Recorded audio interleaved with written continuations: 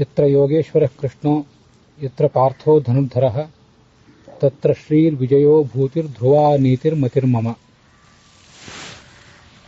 ಯಾಮಿಮಾಂ ಪುಷ್ಪಿತಾಂ ವಾಚಂ ಪ್ರವದಂತ್ಯವಿಪಸ್ಥಿತಃ ವೇದವಾದರತಾಃ ಪಾರ್ಥ ನಾಣ್ಯದಸ್ತೀತಿ ವಾದಿನಃ.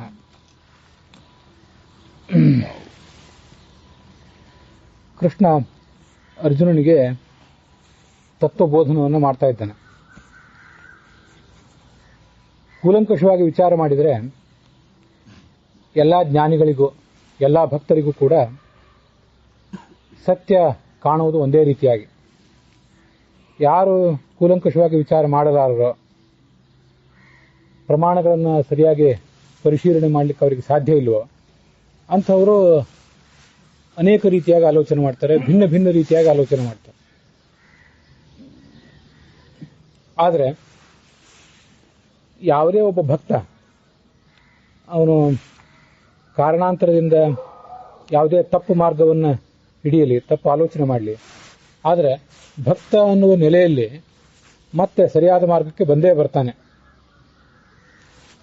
ಅನ್ನೋದನ್ನು 2ನೇ ಅಧ್ಯಾಯದ 41ನೇ ಶ್ಲೋಕದಲ್ಲಿ ನೋಡಿದ್ದೀವಿ.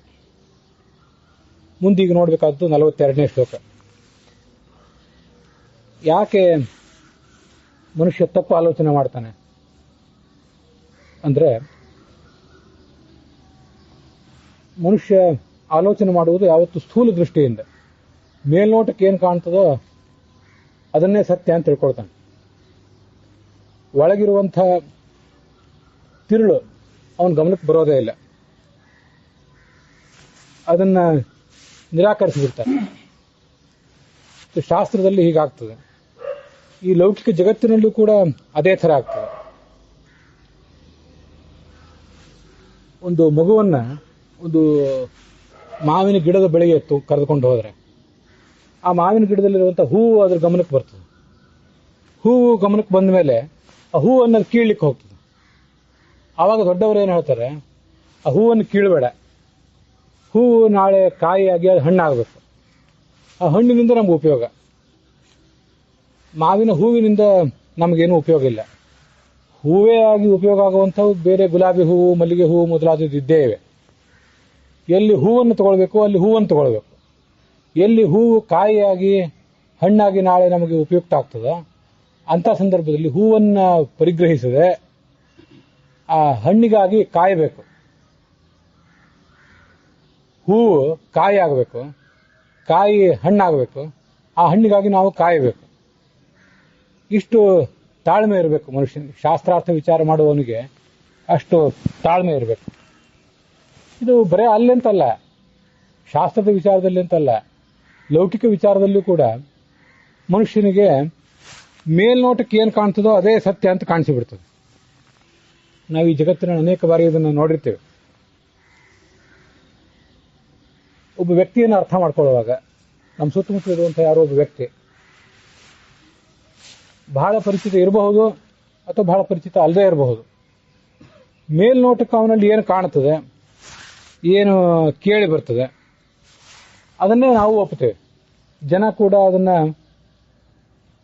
ಅದನ್ನೇ ಆಡ್ಕೋತಾ ಹೋಗ್ತಾರೆ. ಒಬ್ಬರ ಕಿವಿಯಿಂದ ಮತ್ತೊಬ್ಬರ ಕಿವಿಗೆ, ಅವರ ಕಿವಿಯಿಂದ ಮತ್ತೊಬ್ಬರ ಕಿವಿಗೆ ಅವೇ ಸ್ಥೂಲ ದೃಷ್ಟಿಯ ಮಾತುಗಳೇ ಗಮನಕ್ಕೆ ಬೀಳ್ತಾ ಹೋಗ್ತಾರೆ.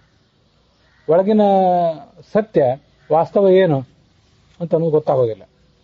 ಕೆಲವು ಬಾರಿ ಒಳ್ಳೆಯದಾದ್ದನ್ನೇ ಆ ಒಳಗಿನ ಒಳ್ಳೆಯತನವನ್ನು ಗಮನಿಸದೆ ಹೊರಗೆ ಕೆಟ್ಟದಾಗಿ ಕಂಡಾಗ ಅದನ್ನೇ ಸತ್ಯ ಅಂತ ತಿಳ್ಕೊಳ್ತಾರೆ. ಕೆಲವು ಕಡೆ ಒಳಗೆ ಕೆಟ್ಟತನ ಇರ್ತದೆ, ಆ ಒಳಗಿದ್ದ ಕೆಟ್ಟತನವನ್ನು ನಮಗೆ ಗುರುತಿಸ್ಲಿಕ್ಕಾಗೋದಿಲ್ಲ.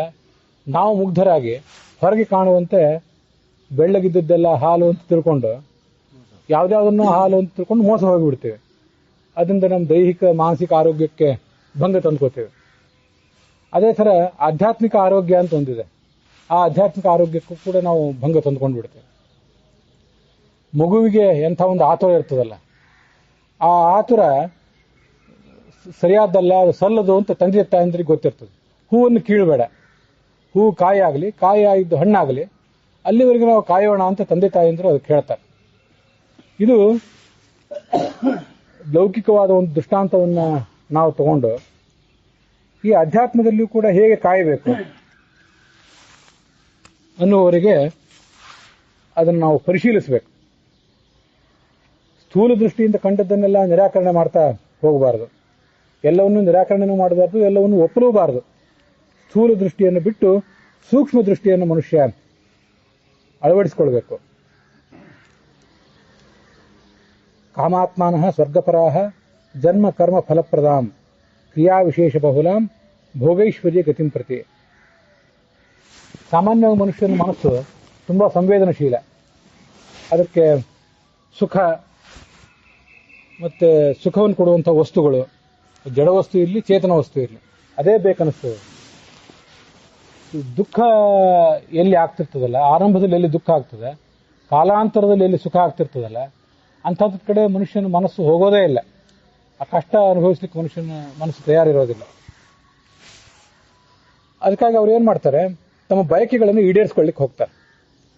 ಈ ಜಗತ್ತಿನಲ್ಲಿ ಸಾಧ್ಯ ಆದಷ್ಟು ಸುಖ ಪಡಬೇಕು. ಅದು ಈ ಜಗತ್ತಿನಲ್ಲಿ ಒಂದು ವೇಳೆ ಆಗದೆ ಹೋದರೆ ಸ್ವರ್ಗಕ್ಕಾದರೂ ಹೋಗಬೇಕು. ಆ ಸ್ವರ್ಗದಲ್ಲಿ ಏನೇನು ಸುಖ ಸಿಗ್ತದೆ ಅದನ್ನೆಲ್ಲ ನೋಡಿಬಿಡಬೇಕು ಅಂತ ಪ್ರಯತ್ನ ಪಡ್ತಿರ್ತಾರೆ. ಇದು ಶಾಸ್ತ್ರನೂ ಹೇಗಿರ್ತದಂದ್ರೆ ಬಹಳ ವಿಚಿತ್ರವಾಗೇ ಇರ್ತದೆ. ಒಂದು ವೇಳೆ ಯಾವುದೋ ಶಾಸ್ತ್ರ ತೆಗೆದು ನೋಡಿದರೆ, ಇಂಥದ್ದೊಂದು ಕರ್ಮ ಮಾಡಿರಿ, ಹೀಗೊಂದು ಕೆಲಸ ಮಾಡಿರಿ, ಇದರಿಂದ ಸ್ವರ್ಗಕ್ಕೆ ಹೋಗ್ತೀರಿ, ಅಲ್ಲಿ ಇಷ್ಟು 1000 ವರ್ಷ ಸುಖ ಪಡ್ತೀರಿ, ಅಲ್ಲೊಂದು ನದಿ ಇರ್ತದೆ, ಬೇಕಾದಷ್ಟು ಭೋಗ ಭಾಗ್ಯ ನಿಮ್ಗೆ ಸಿಗ್ತದೆ, ಮದ್ಯ ಸಿಗ್ತದೆ, ಅಪ್ಸರೆಯರು ಸಿಗ್ತಾರೆ ಅಂತೆಲ್ಲ ವರ್ಣನೆ ಮಾಡಿರ್ತಾರೆ ಶಾಸ್ತ್ರದಲ್ಲಿ. ಇದು ನಮ್ಮ ಶಾಸ್ತ್ರದಲ್ಲಿ ಮಾತ್ರ ಅಲ್ಲ, ಬೇರೆಯವ್ರ ಶಾಸ್ತ್ರಗಳನ್ನು ತೆಗೆದು ನೋಡಿದ್ರು ಹೀಗೆ ಇರೋದು. ಇದಕ್ಕೆಲ್ಲ ಮರುಳಾಗಿ ಅವನಿಗೆ, ಯಾಕಂದ್ರೆ ಈ ಜಗತ್ತಿನಲ್ಲಿ ಅವನಿಗೆ ಬೇಕಾಗಿದ್ದಿಷ್ಟೇ. ಈ ಜಗತ್ತಿನಲ್ಲಿ ಪೂರ್ಣವಾಗಿ ಅದು ಸಿಗಲಿಲ್ಲ, ಆದ್ರಿಂದ ಸಿಗೋ ಸಾಧ್ಯತೆ ಇಲ್ಲ, ಆದ್ರಿಂದ ಸ್ವರ್ಗದಲ್ಲಿ ಆದರೂ ಅದು ಸಿಗ್ತದೇನೋ ಅಂತ ಹವಣಿಸ್ತಾನೆ. ಅದಕ್ಕಾಗಿ ಕೆಲವು ಸರಿ ಮಾಡಬೇಕಾದ್ದನ್ನ ಬಿಟ್ಟು ಬಿಡ್ತಾನೆ, ಮಾಡಬಾರ್ದನ್ನೆಲ್ಲ ಮಾಡ್ತಾನೆ. ಎಲ್ಲ ಧರ್ಮ ಗ್ರಂಥಗಳಲ್ಲೂ ಇಂಥದೊಂದು ಪ್ರವೃತ್ತಿ, ಧರ್ಮ ಗ್ರಂಥಗಳಲ್ಲಿ ಇಂಥದೊಂದು ವರ್ಣನೆ ಇದ್ದೇ ಇರ್ತದೆ. ಅದನ್ನು ಸ್ಥೂಲ ದೃಷ್ಟಿಯಿಂದ ಓದುವವರು ಎಲ್ಲ ಕಡೆ ಇದ್ದಾರೆ. ಪಶ್ಚಿಮದಲ್ಲೂ ಇದ್ದಾರೆ, ಪೂರ್ವದಲ್ಲೂ ಇದ್ದಾರೆ. ಆದರೆ ಆ ಥರದ ಸ್ಥೂಲ ದೃಷ್ಟಿಯನ್ನು ಬದಿಗಿಟ್ಟು ಸೂಕ್ಷ್ಮವಾದ ದೃಷ್ಟಿಕೋನವನ್ನು ಅಳವಡಿಸ್ಕೊಳ್ಬೇಕು. ಯಾಕೆಂದ್ರೆ ಸ್ವರ್ಗವೂ ಕೂಡ, ಇಲ್ಲಿ ನಾವು 60-70 ವರ್ಷ ಬದುಕಿದ್ರೆ ಸ್ವರ್ಗದಲ್ಲಿ 700-7000 ವರ್ಷ ಇದ್ದೆವು. ಮತ್ತೆ ನಮ್ಮ ಪುಣ್ಯ ತೀರಿದ ಮೇಲೆ ಮರಳಿ ಇಲ್ಲಿಗೆ ಬರಲೇಬೇಕು. ಒಂದಿಷ್ಟು ಧನ ನಮ್ಮ ಹತ್ರ ಇಟ್ಕೊಂಡು ಇಲ್ಲಾದರೂ ಪ್ರವಾಸಕ್ಕೆ ಹೋದರೆ ಆ ಧನ ಮುಗಿಯುವವರೆಗೆ ಪ್ರವಾಸ, ಅದಾದಮೇಲೆ ಎಲ್ಲೂ ಯಾರೂ ನಮ್ಮನ್ನು ಮಾತಾಡಿಸೋದಿಲ್ಲ. ಧನ ಮುಗಿಯುವವರೆಗೆ ಮುಗಿಯುವ ಹೊತ್ತಿಗೆ ನಮ್ಮೂರಿಗೆ, ನಮ್ಮ ಗೂಡಿಗೆ ನಾವು ಬಂದು ತಲುಪಲೇಬೇಕು. ಹಾಗೆ ಅಲ್ಲೇನು ನಾನಾ ಥರದ ಸುಖ ಪಡ್ತೀವಿ ಅಂತ ಅನ್ಕೊಂಡ್ರು, ಕೆಲವು ಬಾರಿ ಅದು ಸತ್ಯ ಆಗಿದ್ರು ಅದೆಲ್ಲ ಮುಗಿದ ಮೇಲೆ ಅವ್ರು ಅಲ್ಲಿಂದ ಮತ್ತೆ ತಳ್ಳುತ್ತಾರೆ, ಇಲ್ಲೇ ಬಂದು ಬೀಳಬೇಕು. ಅದಕ್ಕಾಗಿ ಮನುಷ್ಯ ಶಾಶ್ವತವಾದಂಥ ಸುಖ, ಶಾಶ್ವತವಾದಂಥ ಸ್ಥಾನ ಅದನ್ನು ಅರಸಬೇಕು. ಅದಕ್ಕೆ ಮೋಕ್ಷ ಅಂತ. ಸ್ವರ್ಗ ಅಂತನ್ನೋದು ಅಶಾಶ್ವತ, ಈ ಲೋಕಕ್ಕಿಂತ ಶ್ರೇಷ್ಠ ಇರ್ಬೋದಷ್ಟೇ, ಆದರೆ ಅದು ಅಶಾಶ್ವತನೇ. ಮೋಕ್ಷ ಮಾತ್ರ ಶಾಶ್ವತ.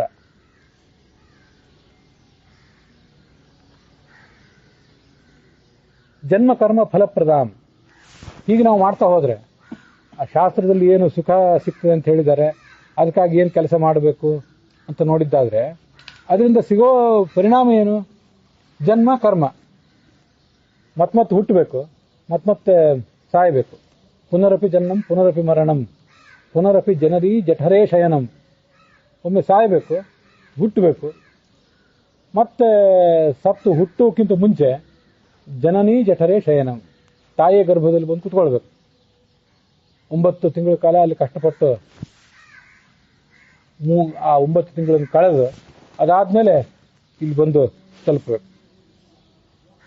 ಕೆಲವು ಬಾರಿ ಇದು ಅನಿಸಿದ್ದಿದೆ, ಈ ಹುಟ್ಟು ಸಾವುಗಳ ಸಂಕೋಲೆಯಿಂದ ತಪ್ಪಿಸ್ಕೊಳ್ಳೋದೇ ನಮಗೆ ಪುರುಷಾರ್ಥ, ಅದೇ ಮೋಕ್ಷ. ಹುಟ್ಟು ಸಾವುಗಳು ಇನ್ನು ಸಾಕು, ಹುಟ್ಟಿಸಿದ್ದಕ್ಕೆ ಸಾಕು, ಇನ್ನು ಹುಟ್ಟಿಸಲೇ ಬೇಡ ಅಂತ, ಹುಟ್ಟಿಸಿದಕ್ಕೆ ಸಾಕು ಇನ್ನು ಹುಟ್ಟಿಸಲೇ ಬೇಡ ಎನ್ನುವಂತ ಕನಕದಾಸರು ಭಗವಂತನ ಪ್ರಾರ್ಥನೆ ಮಾಡಿದ್ದು ಅದಕ್ಕಾಗಿ. ಯಾಕೆ? ಜನನೀ ಜಠರೇ ಶಯನಂ ಅಂತ ಹೇಳಿದ್ನಲ್ಲ, ತಾಯಿಯ ಗರ್ಭದಲ್ಲಿ ಬಂದು ಕೂತ್ಕೋಬೇಕಾಗ್ತದಂತ. ತಾಯಿ ಗರ್ಭದಲ್ಲಿ ನಾವು ಹೇಗೆ ಕೂತ್ಕೊಂಡಿದ್ವಿ, ಎಷ್ಟು ಕಷ್ಟಪಟ್ಟು ಕೂತ್ಕೊಂಡಿದ್ವಿ ಅನ್ನೋದನ್ನೆಲ್ಲ ಭಾಗವತ ವರ್ಣನೆ ಮಾಡ್ತದೆ. ಈಗ ನಾವೆಲ್ಲ ಯೋಗಾಸನ ಮಾಡ್ತೀವಲ್ಲ, ಅದರಲ್ಲಿ ಒಂದು ಆಸನ ಗರ್ಭಾಸನ ಅಂತಿದೆ. ಅದನ್ನ ಬಹಳ ಜನ ಏನು ಮಾಡೋದಿಲ್ಲ. ವಾಸ್ತವಿಕವಾಗಿ ನಾನು ಏನು ಮಾಡ್ತಿಲ್ಲ, ಇನ್ನು ಯಾರು ಮಾಡದೇ ಇದ್ದವ್ರನ್ನೇನು ಟೀಕೆ ಮಾಡ್ತಿಲ್ಲ. ಗರ್ಭಾಸನ ಮಾಡೋದು ಬಹಳ ಕಷ್ಟ. ಪದ್ಮಾಸನ ಹಾಕಿ ಆ ಎರಡು ಕಾಲುಗಳನ್ನು ಹೊಟ್ಟೆಗೆ ಒತ್ಕೊಂಡು ಎರಡು ಕೈಗಳನ್ನು ಕಿವಿಯಿಂದ ಹಿಡ್ಕೊಂಡು ಈ ತರ ಆ ಗರ್ಭಾಸನ ಮಾಡಬೇಕು. ಒಂದು ವೇಳೆ ಯೋಗದಲ್ಲಿ ಪರಿಣತರಾದವರು ಕೂಡ ಗರ್ಭಾಸನವನ್ನು ಎಷ್ಟೊತ್ತು ಮಾಡ್ಯಾರ, ಒಂದು 2-3 ವರ್ಷ ಮಾಡ್ತಾರೆ, 2-3 ನಿಮಿಷ ಮಾಡ್ತಾರೆ. ಸ್ವಲ್ಪ ಅಭ್ಯಾಸ ಮಾಡಿದಂತೆ ಅದು ಹೆಚ್ಚಿಗೆ ಸಿದ್ಧಿಸಬಹುದು, ಇಲ್ಲ ಅಂತಲ್ಲ. ಅಂತೂ ಈಗ ನಾವು 40, 50, 60, 70 ಈ ವಯಸ್ಸಿನಲ್ಲಿದ್ದವರು ಒಂದು ಸ್ವಲ್ಪ ಗರ್ಭಾಸನ ಮಾಡಿ ನೋಡೋಣ, ಗೊತ್ತಾಗ್ತದೆ. ಗರ್ಭದೊಳಗೆ ಇದೇ ಆಸನದೊಳಗೆ ನಾವು 9 ತಿಂಗಳು ಇದ್ದೆವು. ಹೇಗಿರ್ತದಂದ್ರೆ ಕೈಕಾಲು ಎಲ್ಲಾಡ್ಸ್ಲಿಕ್ಕಿಲ್ಲ.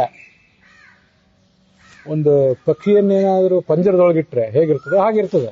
ಆದರೂ ಪಕ್ಷಿಗೆ ಪಂಜರದೊಳಗೆ ಸ್ವಲ್ಪ ಕೈಕಾಲು ಎಲ್ಲಾಡ್ಸ್ಲಿಕ್ಕಾದ್ರೂ ಜಾಗ ಇರ್ತದೆ, ದೂರ ಹೋಗ್ಲಿಕ್ಕೆ ಆಗೋದಿಲ್ಲ ಅಷ್ಟೇ. ಇವನಿಗೆ ಕೈಕಾಲು ಎಲ್ಲಾಡ್ಸ್ಲಿಕ್ಕೂ ಜಾಗ ಇರೋದಿಲ್ಲ. ಯಾವುದಾದ್ರು ಕ್ರಿಮಿ ಕೀಟಗಳೆಲ್ಲ ಕಚ್ಚುತ್ತಿರ್ತವೆ. ಇದ್ರ ಶರೀರ, ಇದರ ನಾಲಿಗೆ ಇದೆಲ್ಲ ಕೋಮಲವಾಗಿರ್ತದೆ. ತಾಯಿ ತನ್ನ ಬಾಯಿ ರುಚಿಗಾಗಿ ಏನೇನೋ ಕೆಲವು ಬಾರಿ ಇಂಥದನ್ನು ತಿನ್ನಬೇಡ ಅಂತ ಯಾರ್ಯಾರೋ ಹೇಳಿರ್ತಾರೆ, ಆದರೂ ಅದನ್ನೆಲ್ಲ ತಿಂದು ಬಿಡ್ತಾಳೆ. ಅದೇ ಆಹಾರ ಇದಕ್ಕೆ ಬಿಟ್ಟು ಬೇರೆ ಆಹಾರ ಇಲ್ಲ. ಚಡಪಡಿಸ್ತದೆ ಒಳಗೆ. ನನ್ನನ್ನು ಬೇಗ ಹೊರಗೆ ತೆಗಿ ಅಂತ ಕೇಳ್ಕೋತದಂತೆ ಜೀವ ಅಂತ ಭಾಗವತದಲ್ಲೆಲ್ಲ ಹೇಳ್ತಾರೆ. ತಾಯಿ ಗರ್ಭದಿಂದ ಹೊರಗೆ ಒಂದು ಬಾರಿ ಬಂದ್ರೆ ಸಾಕಾಗಿರ್ತದೆ. ಇದು ಬಂದ್ರೆ ಇಲ್ಲೇನು ಸುಖ ಇದೆ ಅಂತಲ್ಲ, ಪೂರ್ಣ ಸುಖ ಇಲ್ಲೇನಿಲ್ಲೇ ಇಲ್ಲ. ಒಂದಿಷ್ಟು ಸುಖ ಇದೆ, ಸುಖ ಇಲ್ಲವೇ ಇಲ್ಲ ಅಂತಲ್ಲ.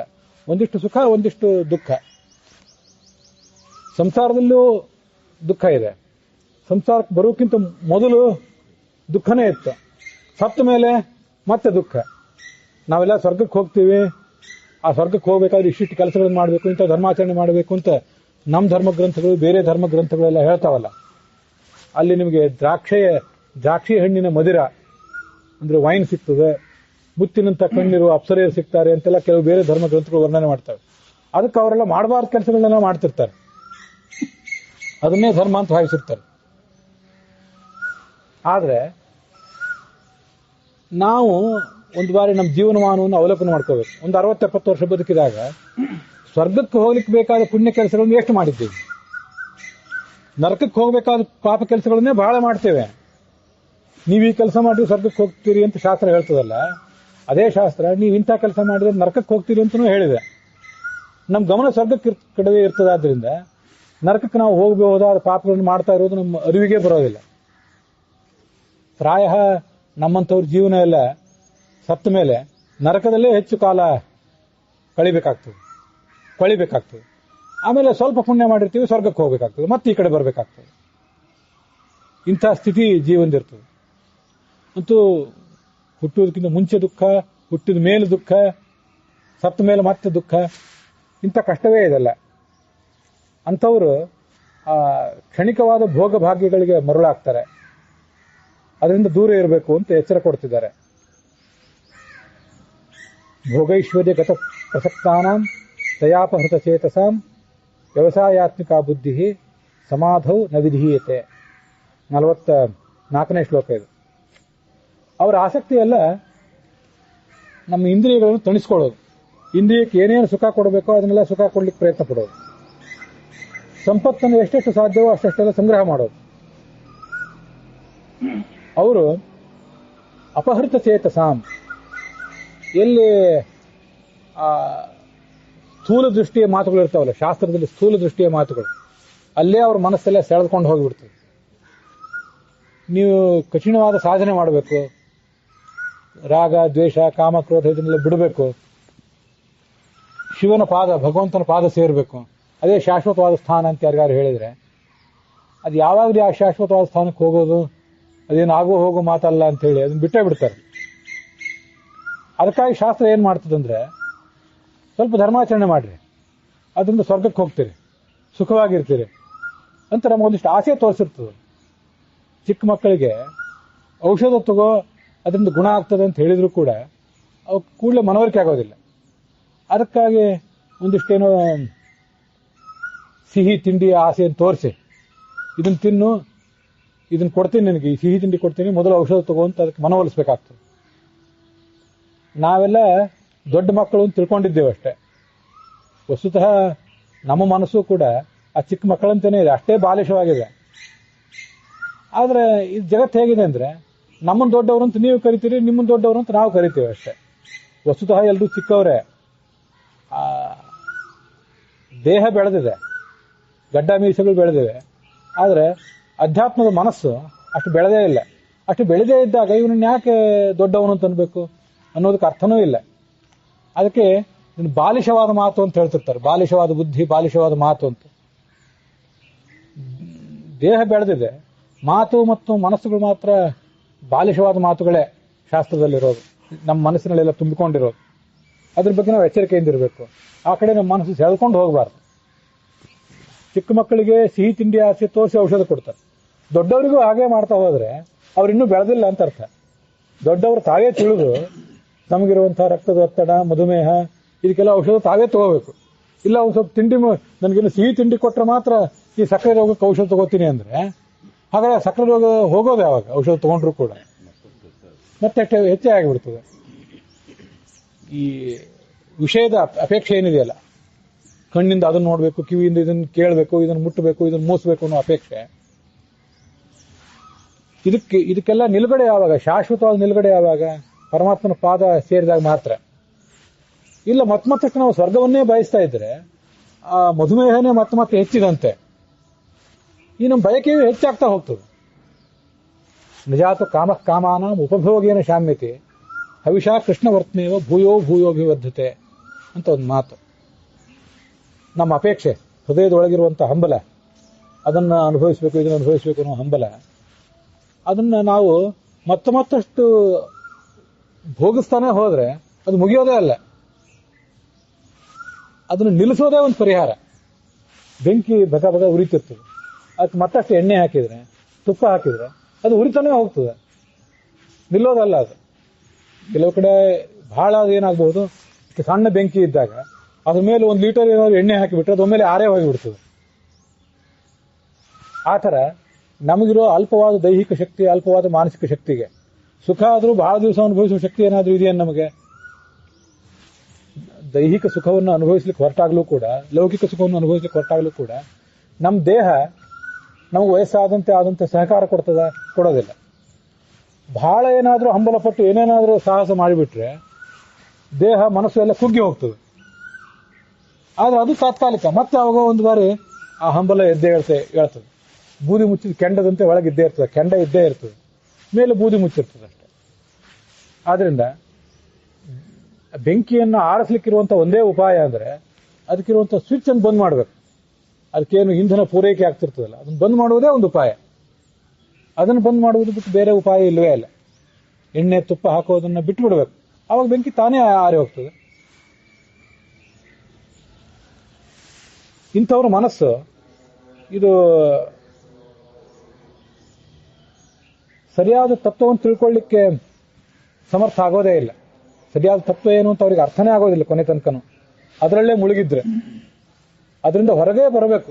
ಹೊರಗೆ ಬರುವುದೇ ಒಂದು ಮಾರ್ಗ. ಹೊರಗೆ ಬರಲಿಕ್ಕೆ ರಾತ್ರೋರಾತ್ರಿ ಆಗ್ಲಿಕ್ಕಿಲ್ಲ. ರಾತ್ರೋರಾತ್ರಿ ಕಾವಿ ಬಟ್ಟೆ ತೊಡ್ಬೋದು, ಇದಕ್ಕಿದಂಗೆ ತಲೆ ಬೋಳ್ಸಿ ಕೈಯಲ್ಲಿ ಒಂದು ದಂಡ ಹಿಡಿದು ರಾತ್ರೋರಾತ್ರಿ ಕಾವಿ ಬಟ್ಟೆ ತೊಟ್ಟು ಇದೇನ್ರಿ ನಿನ್ನೆ ಹೆಂಗಿದ್ರಲ್ಲ ಇವತ್ತು ಹಿಂಗಿದ್ರಲ್ಲ ಅಂತ ಜನರ ಹತ್ರ ಅನಿಸ್ಕೋಬಹುದು, ನಮಸ್ಕಾರ ಮಾಡಿಸ್ಕೋಬಹುದು. ಮನಸ್ಸಿನ ಪರಿವರ್ತನೆ, ಆತ್ಮದ ಪರಿವರ್ತನೆ ರಾತ್ರೋರಾತ್ರಿ ಆಗೋ ಸಾಧ್ಯ ಇಲ್ಲ. ವೈರಾಗ್ಯ ಅಂತ ಅನ್ನೋದು ಅಷ್ಟು ಸುಲಭವಾಗಿ ಬರೋದಿಲ್ಲ. ಜಗತ್ತನ್ನು ನೋಡಿಯೇ ಬರಬೇಕಷ್ಟೆ, ಅನುಭವದಿಂದಲೇ ಬರಬೇಕಷ್ಟೆ. ತ್ರೈಗುಣ್ಯ ವಿಷಯಾವೇದ ನಿಸ್ತ್ರೈಗುಣ್ಯೋ ಭವಾರ್ಜುನ ನಿರ್ದ್ವಂದ್ವೋ ನಿತ್ಯಸತ್ವಸ್ಥ ನಿರ್ಯೋಗಕ್ಷೇಮ ಆತ್ಮವಾನ್. ತ್ರಿಗುಣಗಳು ಅಂದ್ರೆ ಸತ್ವರದ ಸ್ತಮೋ ಗುಣಗಳು. ಈ ಪ್ರಕೃತಿಯಲ್ಲಿ ಈ 3 ಗುಣಗಳಿವೆ. ಶಾಸ್ತ್ರದಲ್ಲಿ ಏನೇನೋ ಮಾತುಗಳು ಕಾಣಿಸ್ತಾವಲ್ಲ, ಯಾವ್ಯಾವ ಒಂದು ಧರ್ಮ ಮಾಡಿದ್ರೆ ಧರ್ಮದ ಫಲ ಇಂಥದ್ದು ಅಂತೆಲ್ಲ ಹೇಳ್ತಿರ್ತಾರಲ್ಲ, ಆ ಎಲ್ಲಾ ಮಾತುಗಳು ಸತ್ವರದ ಸ್ತಮೋ ಗುಣಗಳಿಂದ ಹುಟ್ಟಿದ ಜಡವಸ್ತು ಮತ್ತು ಚೇತನ ವಸ್ತು, ಆ ಚೇತನ ವಸ್ತುಗಳಿಗೆ ಸಂಬಂಧಪಟ್ಟದ್ದು. ಇದು ನೋಡಿ, ಇಂಥವೆಲ್ಲ ಜಡ ವಸ್ತುಗಳು ಪೂರ್ಣ ಜಡನೆ, ಸತ್ವರದ ಸ್ತಮೋ ಗುಣಗಳಿಂದ ಹುಟ್ಟಿದ್ದು. ನಾವು ಚೇತನ, ಆದರೆ ನಮ್ಮ ಹೊರಗಿನ ದೇಹ ಇದು ಜಡನೆ, ಇದು ಸತ್ವರದ ಸ್ತಮೋ ಗುಣಗಳಿಂದ ಆವರ್ತನೆ ಆಗಿದೆ. ನಾವ್ ಹೇಗಾಗಿದ್ದೀವಿ ಅಂದ್ರೆ ವಾಸ್ತವಿಕವಾಗಿ ಒಳಗೆ ಚೇತನ ಇದೆ. ಆ ಇದ್ದ ಚೇತನಕ್ಕೂ ಕೂಡ ಪೂರ್ಣವಾಗಿ ತನ್ನ ಕೆಲಸ ಮಾಡ್ಲಿಕ್ಕೆ ಆಗ್ತಿಲ್ಲ. ಮನಸ್ಸಿಗೆ, ದೇಹಕ್ಕೆ, ಮನಸ್ಸಿಗೆ, ಆತ್ಮನಿಗೆ ಬೇಕಾದಷ್ಟು ಶಕ್ತಿ ಇದೆ. ಆದ್ರೆ ಅದೀಗ ಬದ್ಧ ಆಗಿರುವುದೆಲ್ಲಿ? ಈ ದೇಹದ ಒಳಗೆ. ಗಿಳಿ, ಈ ಜೀವ ಅನ್ನೋ ಗಿಳಿ ಇದು ದೇಹ ಅನ್ನೋ ಪಂಜರದಲ್ಲಿ ಬದ್ಧ ಆಗಿದೆ. ಅದರಿಂದ ಅದಕ್ಕೆ ಹಾರ್ಲಿಕ್ಕೆ ಆಗ್ತಿಲ್ಲ. ವಾಸ್ತವಿಕವಾಗಿ ಆತ್ಮನಿಗೆ ಅಪಾರವಾದ ಶಕ್ತಿ ಇದೆ. ಯಾಕಂದ್ರೆ ಇದು ಪರಮಾತ್ಮ ಬಿಂಬ, ನಾವೊಂದು ಪ್ರತಿಬಿಂಬ. ಅಷ್ಟು ಶಕ್ತಿ ಇದ್ರೂ ಕೂಡ ಇದಕ್ಕೇನೋ ಮಾಡ್ಲಿಕ್ಕೆ ಆಗ್ತಿಲ್ಲ. ಯಾಕಂದ್ರೆ ಇವೆಲ್ಲ ಹೇಗೆ ಸತ್ವರಜಸ್ತಮೋ ಗುಣಗಳಿಂದ ಕೂಡಿದ್ದು, ಹಾಗೆ ನಮ್ಮ ದೇಹನೂ ಸತ್ವರಜಸ್ತಮೋ ಗುಣಗಳಿಂದ ಕೂಡಿದ್ದೆ. ಆದ್ರಿಂದ ಆ ಆತ್ಮದ ಶಕ್ತಿ ಎಲ್ಲ ಕುಂಠಿತ ಆಗಿಬಿಟ್ಟಿದೆ. ಶಾಸ್ತ್ರ ನೋಡಿದ್ರೆ ಇಂಥ ಕಾರ್ಯ ಮಾಡ್ರಿ, ಇದರಿಂದ ಇಂಥ ಸುಖ, ಸ್ವರ್ಗಕ್ಕೆ ಹೋಗ್ತೀರಿ, ಮತ್ತೆ ಯಾವುದೋ ನಾಳೆ ಮತ್ತೆ ಹುಟ್ಟಿ ಬಂದಾಗ ದೊಡ್ಡ ರಾಜರಾಗ್ತೀರಿ, ಬೇಕಾದಷ್ಟು ಸಂಪತ್ತಿರ್ತದೆ, ಏನೆಲ್ಲ ವಿಷಯಗಳನ್ನ ಹೇಳ್ತಾರೆ. ಆ ಏನೆಲ್ಲ ಹೇಳಿದ್ರು ಅವೆಲ್ಲ ಸತ್ವರಜಸ್ತಮ ಗುಣಗಳಿಗೆ ಸಂಬಂಧಪಟ್ಟದ್ದೇ. ನಾವು ನಿಸ್ತ್ರೈಗುಣ್ಯರಾಗಬೇಕು. ಎಲ್ಲಿ ತ್ರಿಗುಣಗಳ ಪ್ರಭಾವ ಇಲ್ವೋ ಆ ಜಾಗಕ್ಕೆ ಹೋಗಬೇಕು. ತ್ರಿಗುಣಗಳ ಪ್ರಭಾವ ಇಲ್ಲದೆ ಇರುವ ಜಾಗ ಅಂದ್ರೆ ಭಗವಂತನ ಶಾಶ್ವತವಾದ ಸ್ಥಾನ ಮಾತ್ರ. 3 ಗುಣಗಳ ಬೆನ್ನು ಹತ್ತಬಾರದು. 3 ಗುಣಗಳ ಪ್ರಭಾವ ಎಲ್ಲಿಲ್ವೋ ಅದರ ಬೆನ್ನು ಹತ್ತಬೇಕು. ನಾವು ಅಲ್ಲಿಗೆ ಹೋಗಬೇಕು. ಸಂಸ್ಕೃತದಲ್ಲಿ ಗುಣ ಅನ್ನೋ ಶಬ್ದ ಬಹಳ ವಿಶಿಷ್ಟವಾದ್ದು. ಕನ್ನಡದಲ್ಲಿ ಗುಣ ಅಂದ್ರೆ ಗುಣ ಅಷ್ಟೇ. ಇವನು ದುರ್ಗುಣ, ಅವನು ಸದ್ಗುಣ ಅಂತ ಹೀಗೆಲ್ಲ ಗುಣ ಅಂತ ಹೇಳ್ತೇವೆ. ಈ ಗುಣ ಅನ್ನೋ ಶಬ್ದಕ್ಕೆ ಸಂಸ್ಕೃತದಲ್ಲಿ ಗುಣಗಳು, ಸತ್ವರಜಸ್ತಮೋ ಗುಣಗಳು ಅಂತ ಅರ್ಥ. ದುರ್ಗುಣ, ಕೆಟ್ಟ ಗುಣ ಅಂತ ಅರ್ಥ. ಇನ್ನೊಂದು ಗುಣ ಅಂದ್ರೆ ಹಗ್ಗ ಅಂತ ಅರ್ಥ. ಸತ್ವಂ ರಜಸ್ತಮ ಇತಿ ಗುಣಾ ಪ್ರಕೃತಿ ಸಂಭವಾಹ ನಿಬದ್ಧಂತಿ ಮಹಾಬಾಹೋ ದೇಹೇ ದೇಹಿನಂ ಅವ್ಯಯಂ ಅಂತ ಮುಂದೊಂದು ಶ್ಲೋಕ ಬರ್ತದೆ ಮುಂದಿನ ಒಂದು ಅಧ್ಯಾಯದಲ್ಲಿ. ಸತ್ವ ರಜಸ್ತಮಸ್ಸು ಅಂತ 3 ಗುಣಗಳು ನಮ್ಮನ್ನು ಕಟ್ಟಿ ಹಾಕಿವೆ. ಗುಣ ಅಂದ್ರೆ ಏನು? ಹಗ್ಗ ಅಂತ ಅರ್ಥ. ಇದು ಸಂಸ್ಕೃತದ ವೈಶಿಷ್ಟ್ಯ. ಬೇರೆ ಭಾಷೆಗಳಲ್ಲಿ ಒಂದೇ ಶಬ್ದಕ್ಕೆ ಈ ತರದ ಅರ್ಥ ಬರೋದಿಲ್ಲ. ಸತ್ವ ರಜಸ್ತಮಸ್ಸು ಅನ್ನೋದು 3 ಗುಣಗಳೂ ಹೌದು, ಅವು ಹಗ್ಗದಂತೆ ನಮ್ಮನ್ನು ಕಟ್ಟಿ ಹಾಕಿರೋದು ಹೌದು. ಆ ಕಟ್ಟಿನಿಂದ ನಮ್ಮನ್ನು ನಾವು ಬಿಚ್ಕೊಳ್ಳಿಕ್ಕೆ ಪ್ರಯತ್ನ ಪಡಬೇಕು, ನಿಸ್ತ್ರೈಗುಣ್ಯರಾಗಬೇಕು. ಮತ್ತೆ ದ್ವಂದ್ವಗಳನ್ನ ಮೀರಿ ನಿಲ್ಬೇಕು. ಹಿಂದೆ ಬಂದಿದೆ ಅದೆಲ್ಲ. ಜೀವನದಲ್ಲಿ ಏಳು ಬೀಳು, ಮಾನ ಅಪಮಾನ, ಸುಖ ದುಃಖ ಇದನ್ನೆಲ್ಲ ಮೀರಿ ನಿಲ್ಬೇಕು. ನಿತ್ಯ ಸತ್ವಸ್ಥ. ಸತ್ವಗುಣ ನಮಗೆ ಜ್ಞಾನ, ಭಕ್ತಿ ಇದನ್ನೆಲ್ಲ ಕೊಡ್ತದೆ. ರಜೋಗುಣ ನಮ್ಮಂದು ಕಾರ್ಯ ಮಾಡಿಸ್ತದೆ. ತಮೋಗುಣ ನಮ್ಮಲ್ಲಿ ಅಜ್ಞಾನ, ಆಲಸ್ಯ ಇದನ್ನೆಲ್ಲ ತುಂಬಿಸ್ತದೆ. ಸತ್ವಗುಣದ ಕಡೆಗೆ ನಮ್ಮ ಪ್ರವೃತ್ತಿ ಇರಬೇಕು. ನಿರ್ಯೋಗಕ್ಷೇಮ ಆತ್ಮವಾನ್. ಯೋಗಕ್ಷೇಮದ ಬಗ್ಗೆ ಬಹಳ ಆಲೋಚನೆ ಬೇಡ. ನಮ್ಮ ಯೋಗಕ್ಷೇಮ ನೋಡ್ಕೊಳ್ಳಿಕ್ಕೆ ಭಗವಂತ ಇದ್ದಾನೆ ಅನ್ನುವಂಥ ಭರವಸೆ ಇರಬೇಕು. ಅದನ್ನ ಹೇಳ್ತಾರೆ ಶಾಸ್ತ್ರದಲ್ಲಿ ಬೇರೆ ಬೇರೆ ಕಡೆ. ವಿಶ್ವಸ್ಯ ಸ್ಥಿತಿಲಯೋದ್ಭವ ಹೇತುರಾಧ್ಯ ಯೋಗೇಶ್ವರೈರಪಿ ದುರತ್ಯಯ ಯೋಗ ಮಾರ್ಗ ಕ್ಷೇಮಂ ವಿಧಾಸ್ಯತಿ ಸನೋ ಭಗವಾನ್ ಸ್ತ್ರಿಧಾತ ತತ್ರ ಅಸ್ಮದೀಯ ವಿಮರ್ಶೇನ ಕಿಯಾನಿಹಾರ್ಥ. ನಾವು ಹುಟ್ಟೋದಕ್ಕಿಂತ ಮುಂಚೆನೂ ಈ ಜಗತ್ತಿತ್ತಲ್ಲ, ಹಣ್ಣು ಹಂಪಲು ನೀರು ಎಲ್ಲನೂ ಇದ್ದೇ ಇತ್ತು. ನಾವು ಹುಟ್ಟುವಾಗಲೂ ಇದೆ, ನಾವು ಸತ್ತ ಮೇಲೂ ಇದೆಲ್ಲ ಇದ್ದೇ ಇರ್ತದೆ. ಇದನ್ನೆಲ್ಲ ಯಾರು ಮಾಡಿದವರು? ನಮ್ಮ ಪ್ರಯತ್ನದಿಂದ ಜಮೀನಲ್ಲಿ ಕೃಷಿ ಆಯಿತು. ಆದ್ರೆ ನಮ್ಮ ಪ್ರಯತ್ನದಿಂದ ಈ ಗಿಡ ಮರಗಳೆಲ್ಲ ಹುಟ್ಟಿವೆ. ಎಲ್ಲಾ ಗಿಡ ಮರಗಳು, ಕೆಲವು ಗಿಡ ಮರಗಳನ್ನು ನಾವು ನೆಟ್ಟೆವು. ನಾವು ನಡೆದೇ ಇರುವುದೇ ಹೆಚ್ಚಿದೆಯಲ್ಲ, ಅದನ್ನೆಲ್ಲ ಒದಗಿಸಿದವರು ಯಾರು? ನೀರು ನಾವೇನು ನೀರು ತಯಾರು ಮಾಡಲಿಲ್ಲ. ಅಕ್ಕಿ ಬೇಳೆ ತಯಾರು ಮಾಡಿದೆವು, ನೀರು ತಯಾರು ಮಾಡಿದೆವು, ಬೆಂಕಿ ತಯಾರು ಮಾಡಿದೆವ, ಗಾಳಿ ತಯಾರು ಮಾಡಿದೆವ? ಏನೂ ತಯಾರು ಮಾಡಲಿಲ್ಲ. ಆಕಾಶವನ್ನು ನಾವು ತಯಾರು ಮಾಡಲಿಲ್ಲ. ಆದ್ರೆ ಭಗವಂತ ನಮ್ಮ ಯೋಗಕ್ಷೇಮಕ್ಕಾಗಿ ಅದನ್ನೆಲ್ಲ ಕೊಟ್ಟ. ನಮಗೆ ಆಹಾರ ಬೆಳೆಗಳನ್ನು ಬೆಳೆಸಲಿಕ್ಕೆ ಸೂರ್ಯನ ಬೆಳಕಬೇಕು. ಅದು ಬೆಳೆದದ್ದನ್ನು ತಿನ್ಲಿಕ್ಕೆ, ಬೇಯಿಸಲಿಕ್ಕೆ ಮತ್ತೆ ಬೆಂಕಿ ಬೇಕು. ಅದು ತಿಂದು ಹೊಟ್ಟೆಗೆ ಹೋದ್ಮೇಲೆ ಹೊಟ್ಟೆಯಲ್ಲಿ ಜೀರ್ಣ ಆಗ್ಲಿಕ್ಕೆ ಮತ್ತೆ ಬೆಂಕಿ ಬೇಕು. ಇಲ್ಲಿ ಹೊಟ್ಟೆ ಒಳಗೂ ಕೂಡ ಜಠರಾಗ್ನಿ ಅಂತ ಇರ್ತದೆ, ಅದು ಬೇಯಿಸ್ಲಿಕ್ಕೆ ಮತ್ತೆ ಬೇಕು. ಇಷ್ಟೆಲ್ಲ ಭಗವಂತನೇ ವ್ಯವಸ್ಥೆ ಮಾಡಿದ್ದಾನೆ. ಯಾರು ಮಾಡಿದ್ದಾರೆ? ನಾವೇನಾದ್ರೂ ವಿಶೇಷ ಪ್ರಯತ್ನ ಮಾಡಿ ಏನು ಸಾಧಿಸಬೇಕಾಗಿದೆ? ನಿರ್ಯೋಗ ಕ್ಷೇಮ. ಈ ಮಾತು ಎಲ್ಲರಿಗೂ ಹೇಳಿದ್ದಲ್ಲ. ನಮ್ಮ ಯೋಗಕ್ಷೇಮ ಎಲ್ಲ ಭಗವಂತನೇ ನೋಡ್ಕೋತಾನೆ ಅಂತ ಎಲ್ಲಾ ಸಂಸಾರಸ್ಥರಾದವರು ಭಗವಂತನ ಮೇಲೆ ಬಿಟ್ಟು ಇರಬೇಕನ್ನೋದು ಹೌದು. ಆದ್ರೆ ಪ್ರಾಮಾಣಿಕ ರೀತಿಯಿಂದ ಅವನೇನಾದ್ರೂ ಒಂದು ಉದ್ಯೋಗ ಮಾಡು, ಪ್ರಾಮಾಣಿಕ ರೀತಿಯಿಂದ ಏನಾದ್ರೂ ಒಂದು ವ್ಯವಹಾರ ಮಾಡುವಂತನೂ ಭಗವಂತನೇ ಹೇಳ್ಕೊಟ್ಟಿದ್ದಾನಲ್ಲ. ಅದನ್ನೂ ಹೇಳಿದಾಗ ಭಗವಂತನ ಆ ಮಾತನ್ನು ಕೇಳದೆ ಹೋದ್ರೆ ಹೊಟ್ಟೆಗೆ ಹಾಕೋರು ಯಾರು? ತೀರಾ ಎಲ್ಲಾ ದ್ವಂದ್ವಗಳನ್ನು ಮೀರಿ ಅವಧೂತರು ಅಂತ ಇರ್ತಾರಲ್ಲ, ಅಂಥವರಿಗೆ ಅವರು ಹೊಟ್ಟೆಪಾಡಿಗಾಗಿ ಏನೂ ಮಾಡಬೇಕಾಗಿಲ್ಲ, ಯಾರ ಜವಾಬ್ದಾರಿನೂ ಅವ್ರಿಗಿರೋದಿಲ್ಲ. ಅವರು ಪೂರ್ಣವಾಗಿ ಈ ಮಾತಿಗೆ ಸಂಬಂಧಪಡ್ತಾರೆ. ನಮ್ಮಂಥವ್ರು ಹೊಟ್ಟೆಪಾಡಿಗಾಗಿ ಭಗವಂತನೇ ಹೇಳಿಸಿದಂತೆ ಸ್ವಲ್ಪ ಆದರೂ ಪ್ರಯತ್ನ ಮಾಡಬೇಕಾಗ್ತದೆ. ಆದ್ರೆ ಮಾಡುವಾಗಲೂ ಕೂಡ ನಾನೇ ಮಾಡ್ತಿದ್ದೇನೆ ಅಂತ ಅಹಂಕಾರ, ಮದ ಇದನ್ನು ಬದಿಗೊತ್ತಿ ಭಗವಂತ ಯಾವ ಥರ ಪ್ರಾಮಾಣಿಕತನದಿಂದ ಇದನ್ನು ಮಾಡು ಅಂತ ಹೇಳಿದ್ದಾನೆ ಆ ಪ್ರಕಾರ ಮಾಡ್ತಿದ್ದೇನೆ, ಅದು ಬಿಟ್ಟು ಬೇರೆ ಮಾರ್ಗ ಇಲ್ಲ ಅಂತನ್ನುವಂಥ ಎಚ್ಚರ ಇರಬೇಕು.